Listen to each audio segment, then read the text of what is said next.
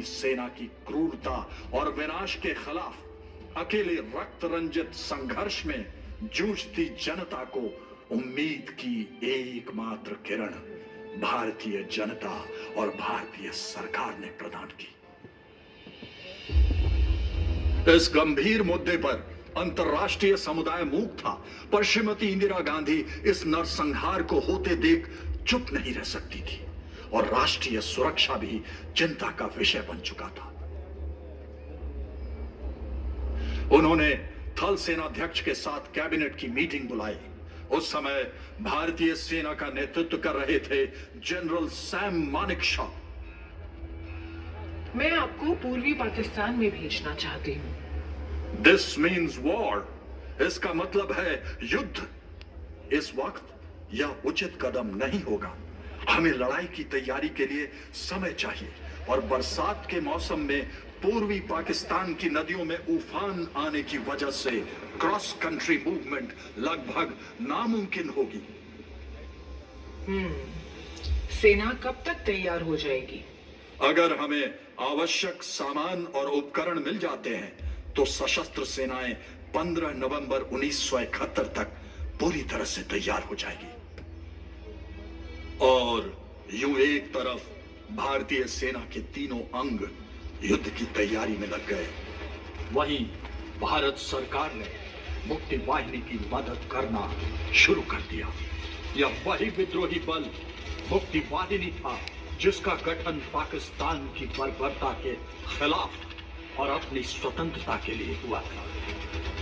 Colonel M.A.J. ओस्मानी के नेतृत्व में मुक्ति वाहिनी ईस्ट बंगाल राइफल्स के नियमित ऑफिसर और जवानों पर केंद्रित होकर तैयार किया गया। भारतीय सेना ने 2 डिवीजन साइज फोर्स नियमित और तकरीबन 50,000 अनियमित गोरिल्ला को रिकॉर्ड समय में गठित और प्रशिक्षित किया। मुक्ति वाहिनी ने भारतीय सेना और सीमा सुरक्षा बल की चौकियों की मदद से सैन्य अभियान शुरू कर दिया। गोरिल्ला युद्ध नीति को अपनाते हुए उन्होंने बंदरगाह, पावर प्लांट, उद्योग केंद्र, रेलवे और गोदामों जैसे पश्चिमी पाकिस्तान नियंत्रित स्थानों पर घात लगाकर छापामारी कर तहस नहस कर दिया। वहीं पाकिस्तानी भी अपनी तैयारी बढ़ चढ़कर कर रहे थे। पूर्वी पाकिस्तान की सुरक्षा के लिए उन्होंने भारत के साथ लगे तमाम सीमावर्ती इलाकों के प्रमुख शहरों और कस्बों को किले की तरह मजबूत बनाया और बांग्लादेश में घुसने के तमाम सड़कों पर सेना की मजबूत मोर्चाबंदी की।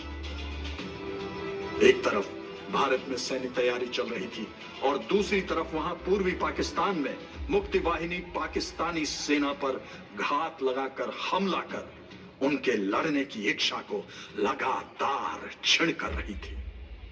फेनी बेलोनिया बल्ज 16 किलोमीटर लंबा, 4 से 6 किलोमीटर चौड़ा, 3 दिशाओं से भारतीय क्षेत्र से घिरा बांग्लादेश का एन्क्लेव, इलाके का मुख्य सप्लाई लाइन, चिटागोंग से राजधानी ढाका की लाइफलाइन।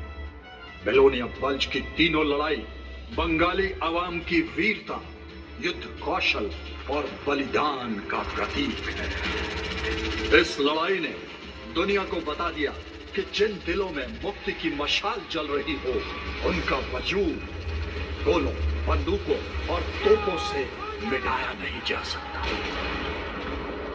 धैर्य खोते हुए याहिया खान ने पाकिस्तान में आपातकाल की घोषणा कर दी और 3 दिसंबर की रात को कई भारतीय ठिकानों पर हवाई हमले करने शुरू कर दिए और यूं हो गया युद्ध का आगाज।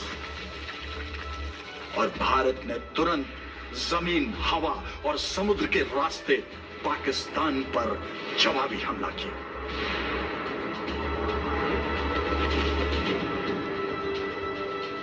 इस समय तक भारत अपनी पूरी तैयारी कर चुका था। भारत सरकार ने बहुत ही स्पष्ट युद्ध की रणनीति बनाई और युद्ध का स्पष्ट उद्देश्य था बांग्लादेशी अवाम को आजादी दिलाना। और इस उद्देश्य को हासिल करने के लिए भारत ने हर मुमकिन कदम उठाने की ठान ली। भारतीय सशस्त्र सेना के तीनों अंगों के कमांडरों ने यह तय किया कि पश्चिमी सीमा पर भारतीय सेना मजबूती से मोर्चा संभालेगी और आक्रामक तरीके से अपनी मातृभूमि की रक्षा करेगी। पूर्व की तरफ थल सेना, जल सेना और वायु सेना अपने आपसी सामंजस्य से बहुत तेजी से आक्रमण कर बांग्लादेश के बीचों बीच स्थित ढाका तक संपूर्ण इलाके पर अपना कब्जा बनाएगी और दुश्मन को पूरी तरह बर्बाद कर देगी। पाकिस्तान ने पश्चिमी मोर्चे से भारत में घुसने की कोशिश की और 4 दिसंबर को जैसलमेर पर कब्जे के लिए भारी मात्रा में पाकिस्तानी टैंक और सेना आगे बढ़ने लगी।